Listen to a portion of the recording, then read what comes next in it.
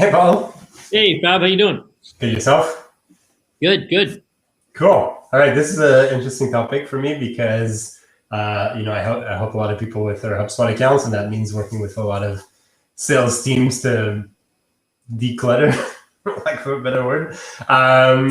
So I meet a lot of different types of teams, and one question that I get, well, not that I get, one question that I have is this idea of like splitting up kind of the sales role between, sales development reps and account executives, or prospectors, closers, whatever you want to call it.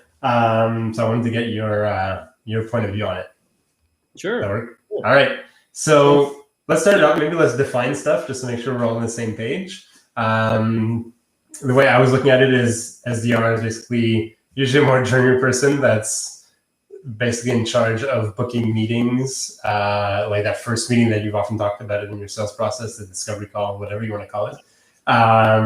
Booking the discovery call for the account executives. Account executives kind of take it home, so to speak. So they go through the actual sales process with the prospect. So the SDR being the person before the sale type of thing, or before the sales process. Yeah, and there's a lot of terminology here, and a lot of people call it different things, but that's what you've said is actually pretty precise. So either a BDR or an SDR, sales development representative or a business development representative. Business development's often considered maybe, more uppity because, you're talking to more senior people, but right.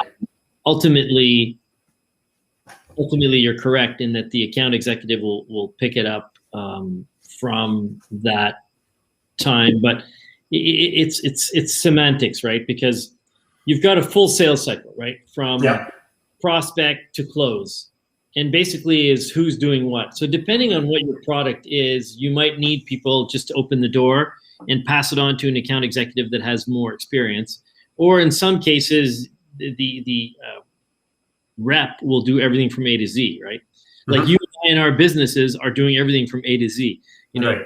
We're selling, we are the product, and we're closing, and we're doing the whole thing. So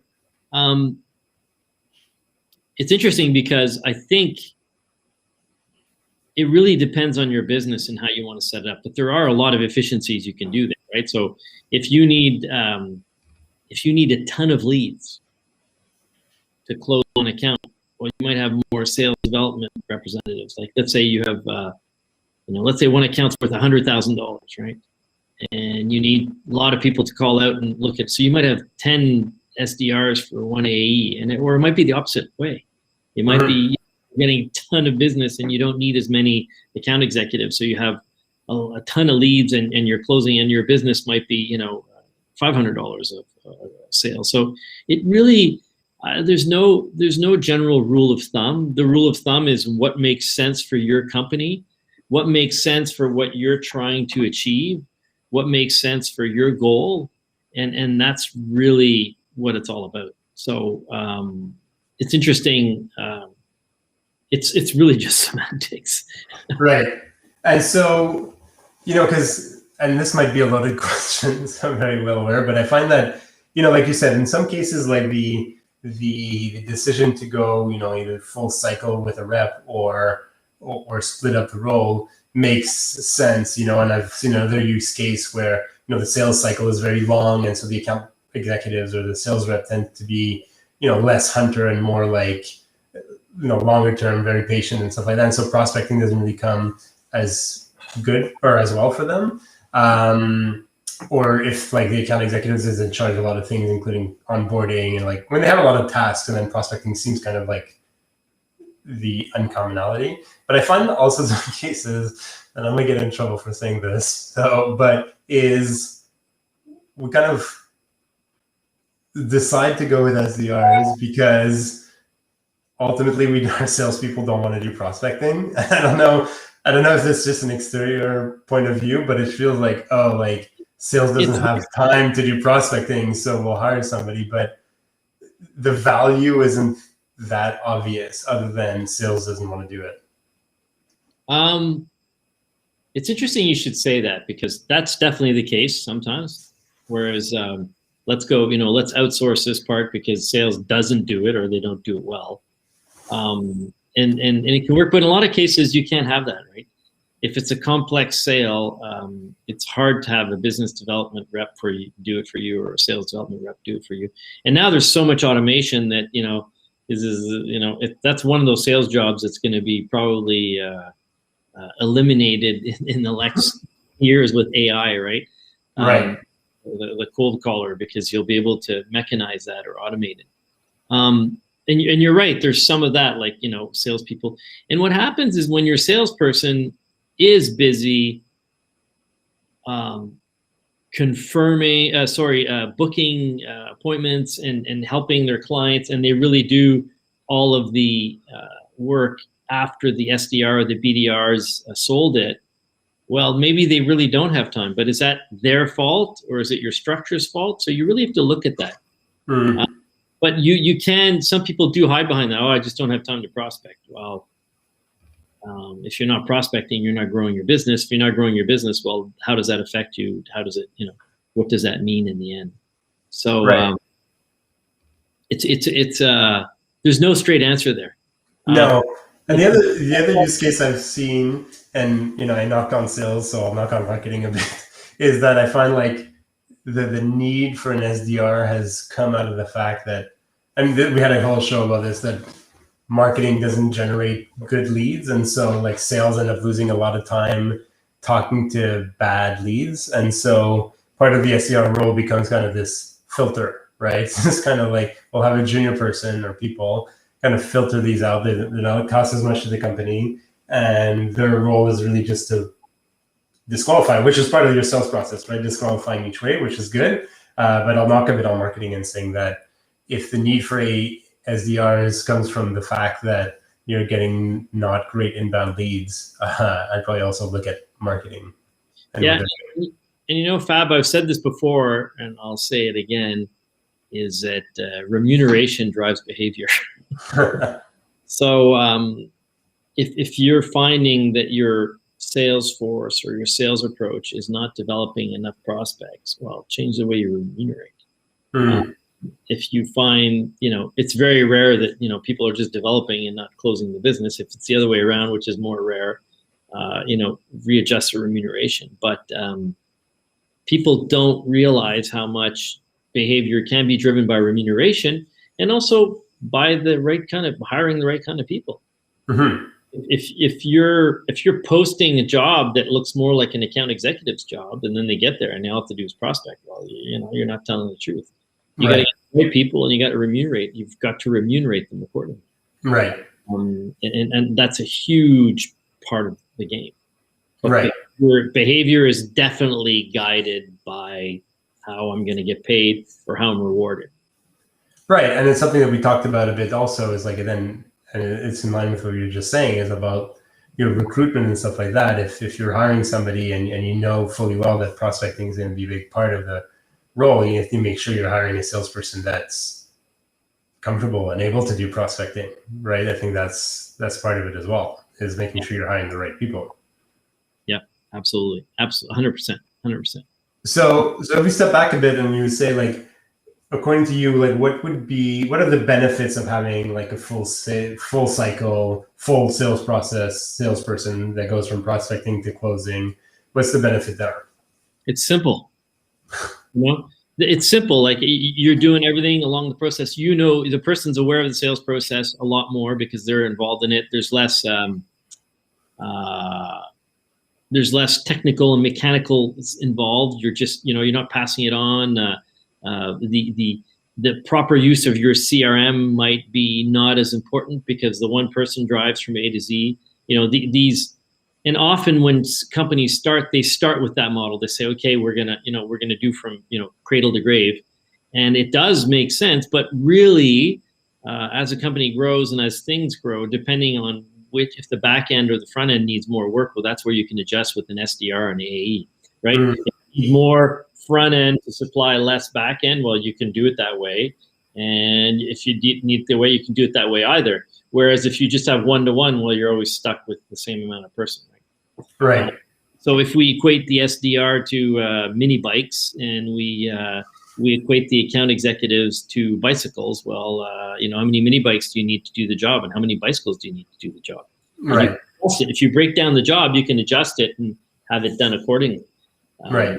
That's in a larger company. In smaller companies, it's simpler first. Okay, we'll just figure it out. We'll figure out a sales process by doing it all. And then you can adjust, say, okay, do we go for automation? Do we hire an outside firm to help automate and generate leads? Do we get our own people to do it? And all this, all this depends. So I forget your question now. The benefit of a full cycle salesperson. Yeah, so, but I mean, what I heard was like a big one is simplicity, right? And you're right. You don't need to put in this automation. There's no handover. There's no transferring anything. There's, like the stages and the steps of your sales process are just managed by one person per account. And so there's just some simplicity. Deals with one person, and listen, most clients and prospects, if you give them the choice, they'll never say to you, oh, I want someone to sell me and then I want someone else to deliver. Never. Yeah. What clients all want is the person who sold it to deliver and be their key point person. Is that always feasible? No. That's why often you sell with a team. You say, look, I'm here and the team will take care of it. It's part of my team, and that's your SDR is part of the team. And then, your technical person, your engineer, whoever it might be, they're part of the team. So but the prospect per se most of the time wishes they could just deal with one person. Mm-hmm. Right. And so that brings us to the next logical question is like, what's the benefit of having both roles, right? An SDR and an account executive? Well, I think we just said it before. It's like, if you're set up like this, right? So if I need to generate a lot more interest at the front end to fill my funnel at the back end, I only need 2 or 3 people to complete the sale, and I need 10 people at the front end, well, I can adjust it that way. If vice versa, I only need a few people at the front end to feed a huge force of account executives, well, then I can do it that way as well. Right. So it gives you the chance of adjusting to the needs of what's going on. And that's interesting because I'm seeing more and more, but I'm seeing more regularly now where the SDRs actually report or are part of marketing. And so marketing kind of looks at them as a channel.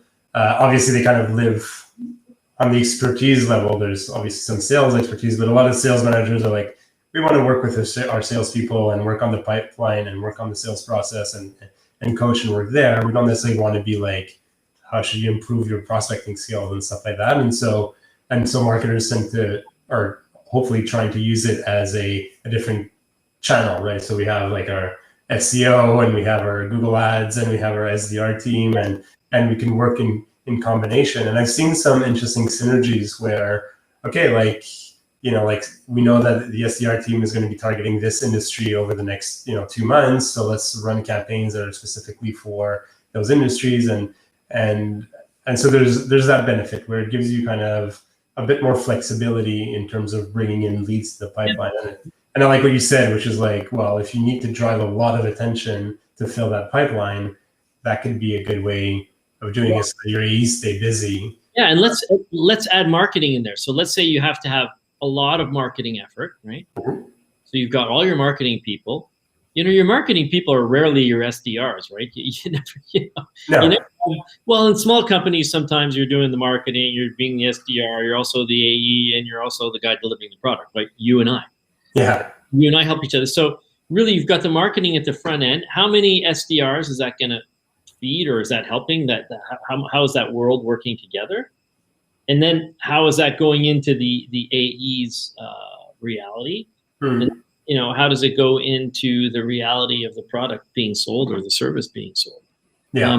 So you need to gauge, it's sort of like a measuring cup. How much of each do I need? Like how much marketing do I need? How many SDRs do I need? How many AEs I need? The benefit, obviously, to having cradle to grave for one person is that it's a process.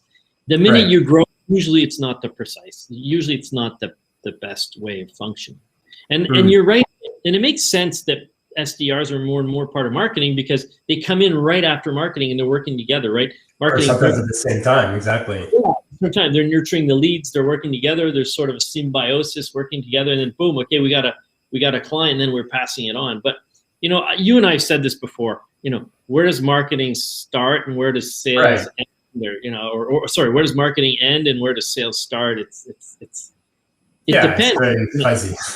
Yeah, and in a big company, it might make a lot of sense to, you know, stop marketing at the lead generation. And another company might say, no, let's have the SDRs involved because we need to get back to them. We need to tweak the messaging. We need to have that certain, and then boom, they come through, and then we can pass it to the lead. So it's and what I like also about like that split model is that it also allows you to get some specialties, right? Like where your SDRs might be much more familiar with the type of industry because they know that when they're reaching out to financial services, they need to speak a certain way. You know, whereas your salespeople might not necessarily need to know that because they're more into their questioning and all that, and the specifics of an industry might not matter as much for your product, but it matters for the person who's getting those cold outbound messages. If you know, to speak to somebody who they feel understands their industry, whereas a salesperson might not be, you know, an expert in all the industries, obviously. And they might not need to be, but in terms of attracting a potential customer, it is important. You know, and you're right, and that's interesting too. That's a whole other debate. How much should your salesperson know about the product that they're selling if it's a complex product, right? So, for example, I'm working with a company that does engineering services.